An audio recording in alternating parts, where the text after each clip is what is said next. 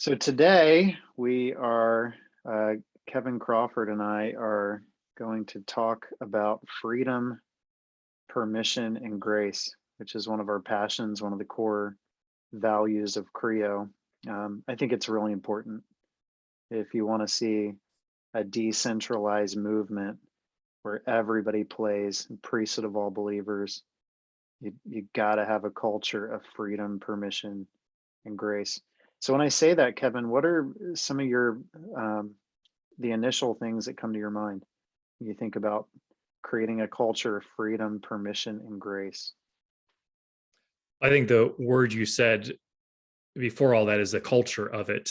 It's the air that people have to breathe for movement to happen. It can't just be a principle in which is in our mind, but it's got to be permeating kind of all the things that are going on. So it just can't be printed on a page, but it's got to be in the culture. And as a leader or yourself have to be living in that freedom and cultivating and pushing that freedom continually in front of others for the mission to continue to have a viral effect. If not, it's going to be tried to control.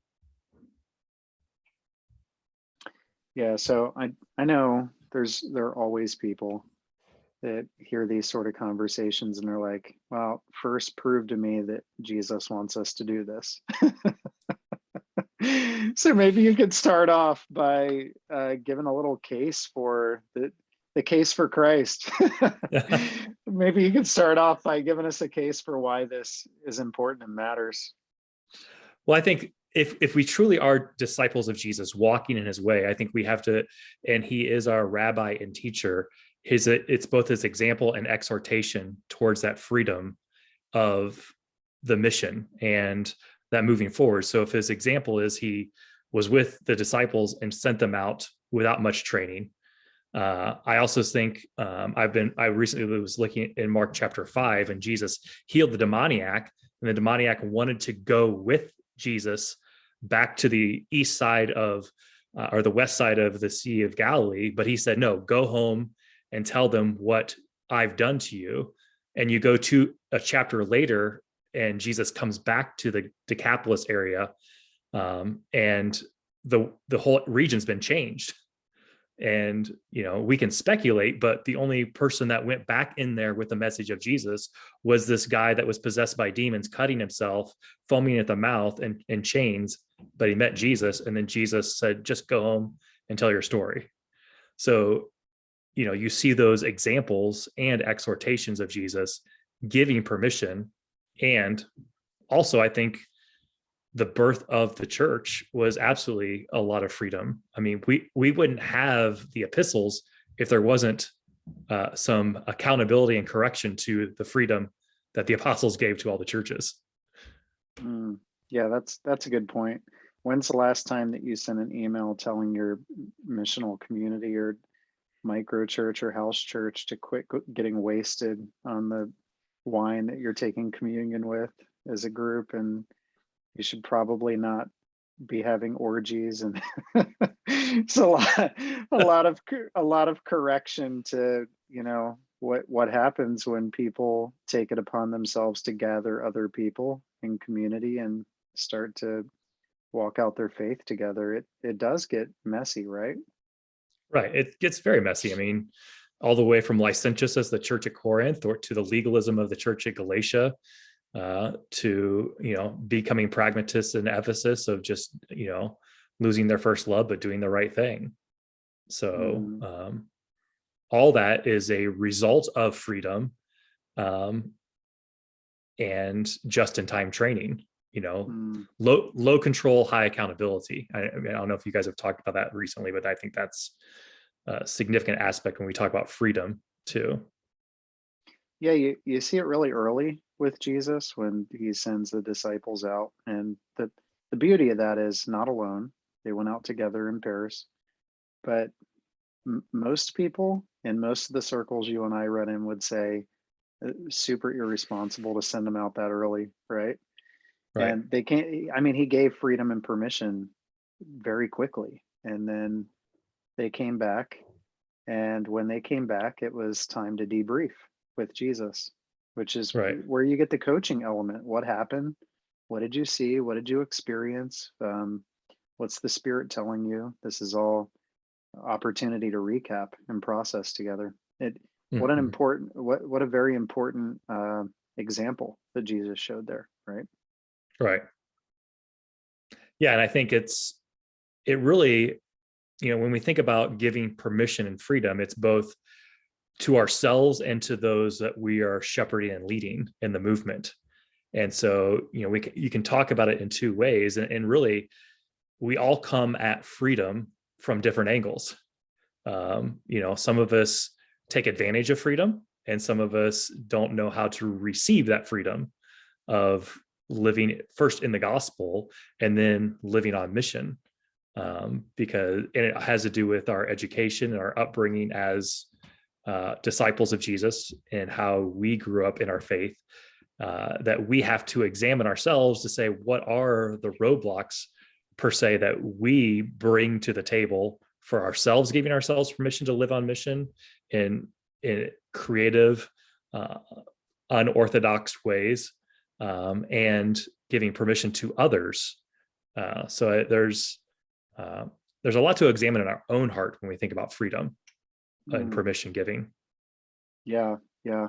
And yeah, I think for sure, I think that a lot of people, the issue is the deprogramming element, that they have an expectation that they're not allowed, Right. or what am I allowed to do? Is this okay? And so freedom and permission giving it's not like um, we're in charge of whether they can make disciples and Right. see expressions of the church form out of that. Jesus already gave them permission. They Yeah. already have permission. It's not like I have the power to give them permission. Jesus already gave them permission. I'm just letting them know that while you run with us, I'm not going to put a blocker up. I'm not going to Right. stiff arm you. I'm not going to stop you from what the Holy Spirit has already put on your heart, birthed in your heart, fired you up for. In fact, we just Right. want to help you and support you and come alongside of you and give you whatever resources you need.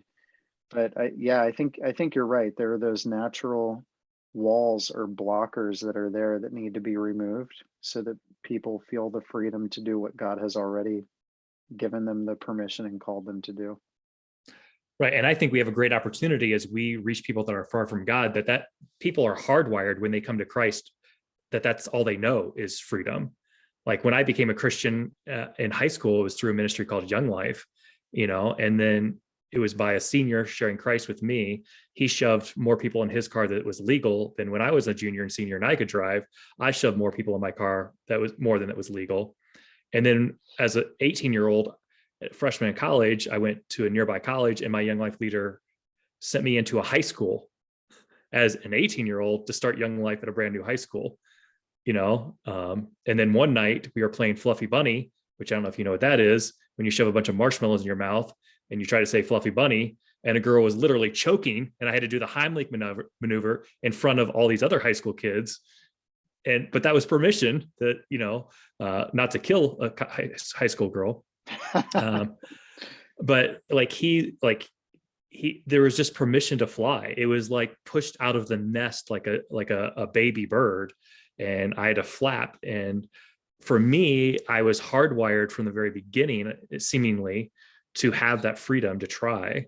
Then I went to seminary, and the little clutches came on me a little bit, and then I kind of came out of that. So I think, one, we as leaders have an opportunity to birth things that this is hardwired for movement to go out with freedom. So I think that's a great thing to see. Like, wow, we get to give people freedom to live on mission in creative ways, because the same Spirit that rose Christ from the dead resides in us.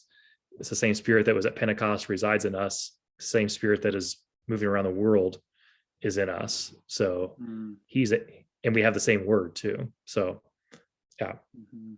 Yeah. It fits with the every Christian is a missionary, disciple maker, right? And Right. Spurgeon says every Christian's a missionary or an imposter. I love that statement. And so if we're all sent, if Jesus sent us all, and think about this, it's when he said it'll be better when I go. It's going to be better when I go. And he did a lot of talking or preparing people for his leaving. Right. I'm not going to be with you that long, right? He's sort of preparing his group of people that I'm going to leave and I'm going to give you the keys, right? It's going to be Hmm. your turn to go. That's permission and freedom. And to people who were irresponsible with it, who denied him, who doubted him, right? And so he gave freedom and permission to these people and said it's going to be great. I want to empower you to go. I think a big key to freedom and permission giving is that we put end dates on things, that we opt out of things ourselves, that we go, I'm going to be with you guys for the next year, and then I'm leaving. I'm forming something else. We're starting a new community, a faith community, a house church, a missional community, a microchurch, a pub church, or whatever. So for the next year, I'll be with you, but then I won't. And it's going to be your turn to step up and grow. And you give them this ownership, this expectation of, I need to be prepared to go. And now there's a urgency, right? I've got a 14-year-old. I know I got 4 years with her. Right? I mean, she might try to stick around longer. I doubt it. She's already wanting her independence. But 14 years old, I got 4 more years with her. What does that mean? It means I have to be intentional because there's Right. a lot of stuff she needs to know in the next 4 years about life before she leaves the nest, right? And Hmm. I think so many people want to talk about, yeah, oh yeah, sure, we would let them, but we don't actually prepare them, create the expectation that they need to step up and go, and then exit out the way that Jesus did when he's like, I'm out, Jesus out. I'm sending the Spirit. You're fully empowered. Now go and make disciples to the ends of the earth. I think it's really critical that we create that expectation and then we give it to them and start new things. Your thoughts on that? Yeah. I mean, an example is my oldest just went to university this year. We live in Michigan. He went to University of Wisconsin, and he's a typical firstborn. And at first I was like, oh, darn it. He doesn't need us anymore. He doesn't need to talk to us. He doesn't need these things. And my wife's like celebrating, like, that's awesome. Like, that's the whole point, is that we did the best we could do. And he's now independent and doing his own thing and able to live life, well, kind of live life on his own. But I think that's an area of celebration too, that we need to foster if we're going to have um, that permission, like celebrate the permission, acknowledge the failure too. Uh, and I wouldn't say failure, but stumbling forward. So yeah, I think there's an example of even with parenting of how we, because that's exactly what discipleship is parenting in many ways, is people. So, Yeah. So I was with so, so a yeah, I was with a community that what been trying to empower a particular leader and visited what they were doing and forming, and it was chaos. I mean, the several other people that were going to play music were got COVID, and so some other people stepped in, and it was really like loud and offbeat and crazy, and the kid noise in the background was crazy. The setting was crazy. Communion with donut holes and all that stuff, which was great. Loved it. And then at the person who was speaking went on for a while, made political comments, all that type of stuff, right? And I'm like, and through all of that, I watched multiple people that were like, man, you really spoke to me with what you said. That was so powerful. That was great. Came away from all of that, was debriefing, going, what a beautiful mess. Like that. right. That's great, because if I were to step in and try to quality control that and fix it and control it myself. What you do at that point is you disempower someone. Yeah. And And I think, yeah, Mike, go and I ahead. think the thing is what you are empowering. Because when we affirm people, when they go out and they live in that freedom, it's not saying language creates culture, right? And so if we say, I believe in you that you can do this, that creates a sense of I can do this. But if we say, I believe in the Spirit in you that you can do this as you submit to him and are dependent upon him and have his word, that sets a culture of where the true power is and where the true dependence is. Instead of I believe in you, it's not wrong, but creating a culture of I believe that the power in you can accomplish these things as you submit to him, the Holy Spirit. So I think it's really important that it's that dependence upon the Spirit in that permission giving and pointing people to be dependent upon the Spirit, just like Jesus says, pointing the disciples to be dependent upon the Spirit as upon his leaving. He wasn't saying, I believe in you. He was like, no, like, I'm going to leave you my Spirit. Yeah, that's critical, Kevin. I think that's where in coaching too, the Holy Spirit is really amazing at what the Holy Spirit does. And So, so Mike, let me add, go ahead. I cut you off again. Yeah, I was just going to say, the Holy Spirit being amazing at the job of coaching and directing people. If we see ourselves as coaches, a large part of coaching or empowering people from the bottom rather than lording from on high. A large part of coaching and empowering from the bottom means you sit with people after they're trying things and experimenting and forming new things. You sit with them and go, what'd you think? What do you think worked? What do you think you could do better? As you pray and process what's going on, what's the Spirit saying to you? What are your roadblocks? What are your struggles and challenges? And these people are already hard on themselves. You know it because Right. you're hard on yourself, right? We all are. And so Yeah. we beat ourselves up. They don't need another person in the spiritual community that's going to give them an audit.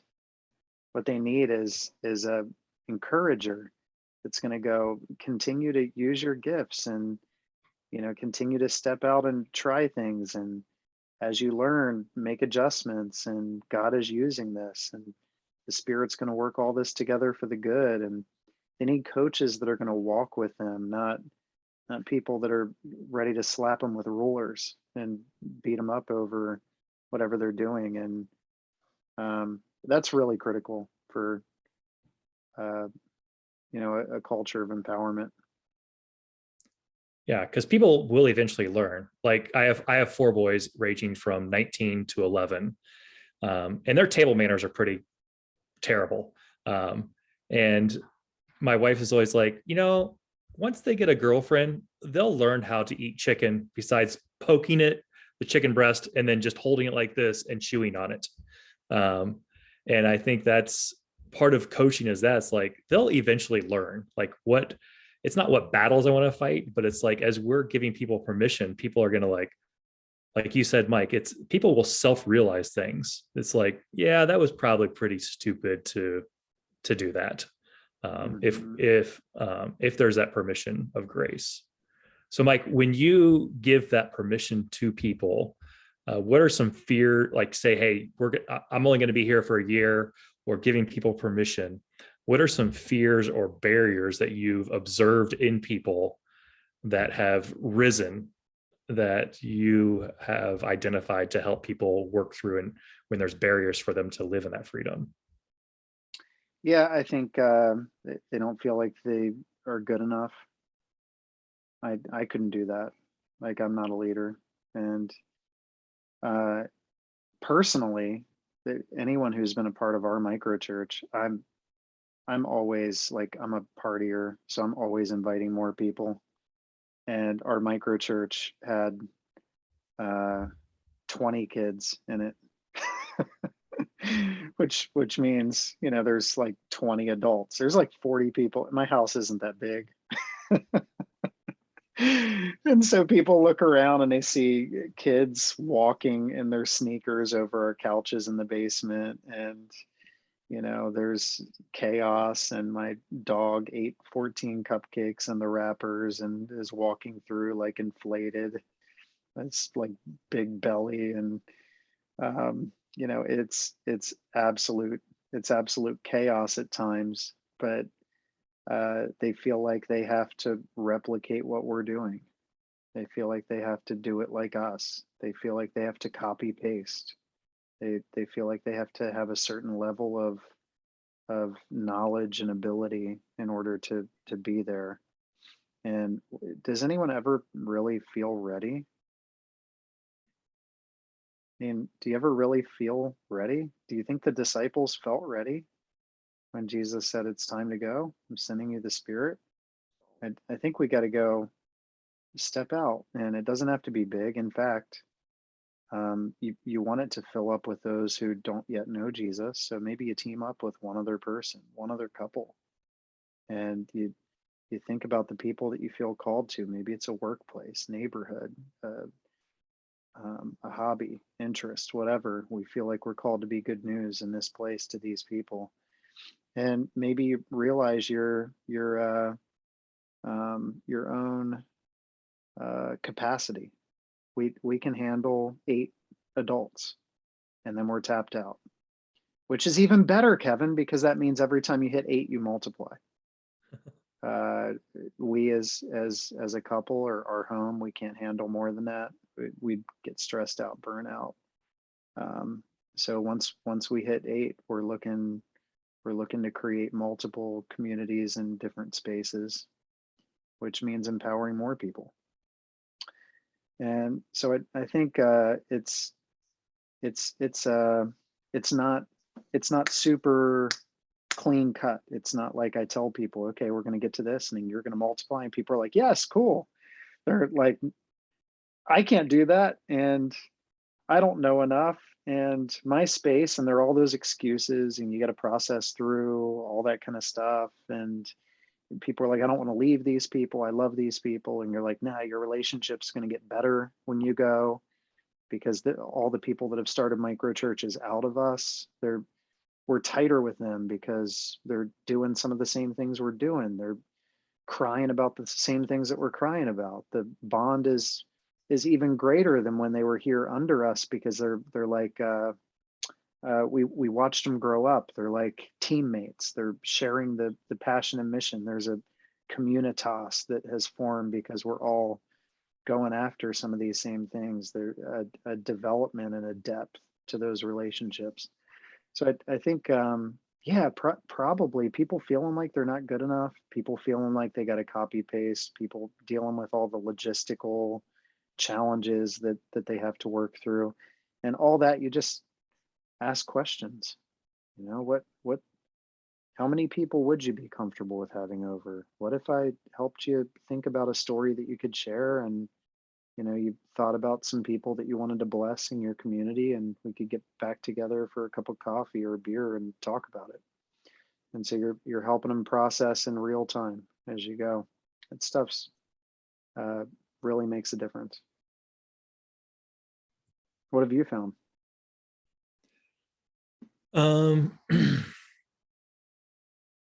They most people don't feel freedom because they are fearful. We see this all through the story of Genesis to Revelations, people living in fear. It's a spiritual battle. The reality of it is a spiritual battle in which Satan says, no, you really can't do that. No, you don't have enough education. No. I think there's the whispers of that if we don't live in community and have coaching and disciple, that we'll begin to hear those voices over the voice of our daddy or in the spirit. I think there's fear. I think there's a sense of control. I know in my own life, as I I planted a church when I was 26. So that was like 2 years ago. I'm just joking. And I realized about 10 years after I planted it, I was using the word care to masquerade control. And I didn't realize that there wasn't an intentionality to it. But what I called care, people are saying, hey, this is what your small group should do, or here's the limit failure, or to protect against heresy, was really control. And so as a leader, sometimes you need to examine, are you really caring, or is it a sense of control that is masquerading as care? And so I think that has to do with personality type, that has to do with other issues in your own life. But that was a significant thing. I was like, oh, I'm trying to control the situation. I'm actually not trying to care. So I think that's an important aspect. Mm-hmm. So yeah, and in the journey, Kevin, we've had everything from microchurch leaders say, we got people that are like swingers. What do we do with this? We got people that are smoking weed in their group. Is that okay? Could we start a weed microchurch? Like those type of conversations. We got people going back and forth about. We've got a polygamist that's bringing one of his wives, and we're trying to figure out how to include the second wife and what to say about that. We've got these like transgender type of challenges that we're trying to work through. Now, when you get out in the frontier and you're pioneering and you're giving people permission to start new things, it does get messier. I feel like I relate to the letters that Paul sent out to the early churches, because I feel like those are my coaching conversations in real time with a lot of people that are attempting to live this out in a variety of different situations and settings. But man, as much as we want safety and control and predictability, or people feel inclined to that, I feel so much more alive, because I think what we're doing is really engaging people like Jesus did. And we get to do that, and we get to give people permission to do that. And that's where life change and transformation happens. Yeah. I also think another lie we believe, that messing up, now we have to take this in context, messing up or failing is sinful.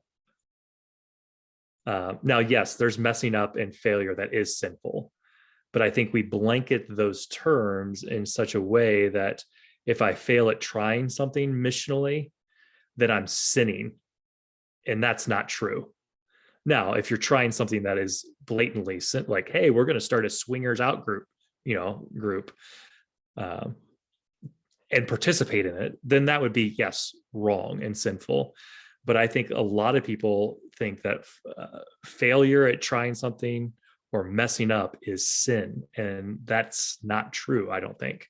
Now, you guys could all correct me, but I think we've designed things in such a way that it's got to do it the right way. We aim, we nuance, we write papers about it. We have strategy meetings about it, so that when we launch it, it's successful. So we don't, feel like we failed and then potentially feel like we've sinned, or feel shame before God. I think that's another aspect of like failure, producing shame instead of receiving grace and mercy. Can be. Yeah, and that culture. Mike, think of this for a minute. Think about the timeline when Jesus calls his 12 disciples. What precedes that is that the Pharisees are planning to assassinate him. So he knows in Mark and Luke, it connects. They're planning to assassinate him with, I better get on with the program. And he calls 12 disciples in Mark and Luke in response to their assassination plotting. And it says he calls 12, whom he also calls apostles. And up until 40 days before he leaves the earth, they were scattering, denying, betraying 40 days before he leaves the earth.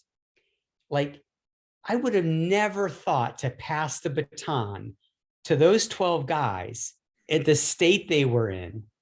And in Mark's gospel, they failed all the way up until his death. Like, that's the theme of Mark, is failure. And all the way up through his resurrection. It's 40 days away from him leaving the earth, and he is passing the baton to them already. That's mind-boggling. Mm-hmm. Yeah, that's a great point, Mike. I think when you let people step up, because I feel like what you just described, I look around at people that I'm walking with and go, yeah, I mean, that's it. It's an ordinary movement of ordinary people. It is. You'll see that these are uneducated common men and women who have been with Jesus. You look around and go, these are just regular people that God's using, and the stories are amazing, and it's messy sometimes. So when somebody gets up and they go, we're trying to be on mission to the neighborhood, so we did a block party and we put up a big screen and we put on some adult films, and everyone's like, oh, and he's like, no, I meant like not Pixar. But it's stuff like that people are sharing publicly, open with other people, and then they feel like, oh, I can get up and share. I don't have to be afraid of misstepping or saying something inappropriate or whatever, because there's a culture of grace and we have freedom to step out. So that culture of experimentation, that just allows other people to feel like, I could do this too. If we want to empower the priesthood of all believers, you can't try to control people all the time either. It is that low control but high accountability, and accountability in a way of not beating people up, but being there to process, being there to talk to them as they come back from their journey 2 by 2 and go, how did it go? Did they welcome you in? Did they kick you out? Did you dust the dust off your shoes? Did you hang out for, falafels for a few days? What did that look like? And you're processing with people in real time as they go. Yeah, what a important conversation and dialogue. What I'm going to do now, because I sense there's probably some good interaction that we can have now. So I'm going to thank all of you who are tuning in later, all of you Bivo, Kovo people that weren't able to be on the call today, that are checking this webinar out later. Thanks for tuning in, and hope you have a good day, car ride, wherever the heck you're at. I'll see you later.